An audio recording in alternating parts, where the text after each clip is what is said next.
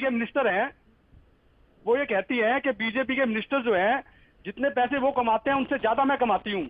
और 48 करोड़ रुपए के जिस मकान में रहती जो इनका मकान है, वो मकान कोई घेरा नहीं है मुंबई पीएमसी ने। शिवसेना के लिए बोलती हैं वो कि हाँ, वो कहती हैं कि मैं जितना टैक्स देती हूँ उतना उसका जो महाराष्ट्र में और देश में जो कंट्रीब्यूशन है उसका मुकाबले में कंट्रीब्यूशन बताया जाए दूसरों का, वो ये कहती हैं जी।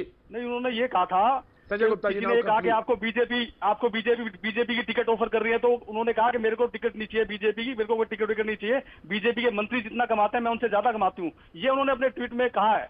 ये भी कहा होगा जो आप कह रहे हैं प्रतीक द्विवेदी जी, ऐसा नहीं हो सकता कि ना कहा, आप कह रहे हैं तो मैं आपकी बात का उसको भी मैं मानता हूँ, लेकिन जो मैंने पढ़ा मैंने वो बताया। तो 48 करोड़ रुपए के जिस मकान में वो रहती थी, तो उसके अंदर वोलेशन करने की क्या जरूरत थी? वोलेशन तो जस्ट लाइक ऐसे होते हैं जैसे मान लीजिए शरीर के ऊपर कोई फोड़ा निकल गया हो, उसका कट जाना ही बेहतर रहता है। और फिर ये जो जिस तरह से बात की जा रही है कि कंगना महिलाओं के सम्मान में, कंगना रनावत मैदान में, तो क्या पुरुषों का सम्मान कोई सम्मान नहीं है? जब कपिल शर्मा जी ने एक ट्वीट किया था और उन्होंने कहा था कि क्या यही अच्छे दिन है, तब हमारे प्रेम शुक्ला जी नहीं खड़े हुए या देवेंद्र फडणवीस जी नहीं खड़े हुए कि पुरुषों के सम्मान में, और क्या कहते हैं प्रेम शुक्ला जी या देवेंद्र फडणवीस जी मैदान में।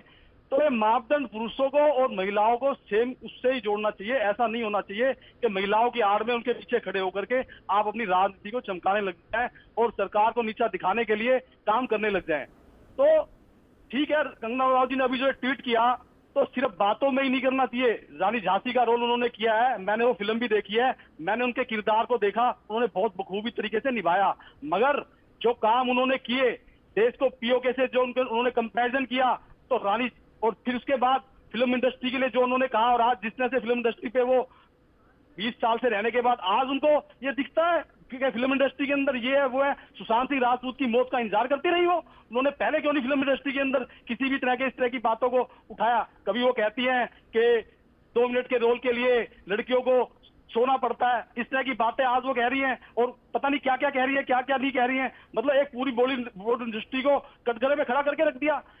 रवि किशन जी ने जो कहा और जया बच्चन जी ने जो कहा और हेमा मालिनी जी ने जो कहा, इन तीनों बयानों में सिर्फ एक ही कमी है कि रवि किशन जी ने जो कहा उन्होंने बॉलीवुड इंडस्ट्री को कहा, लेकिन जया बच्चन जी ने जो बयान दिया और हेमा मालिनी जी ने जो बयान दिया, उसमें उन्होंने कहा कि कुछ लोग ही होते हैं या कुछ चीज ही होती है जो गलत होती है।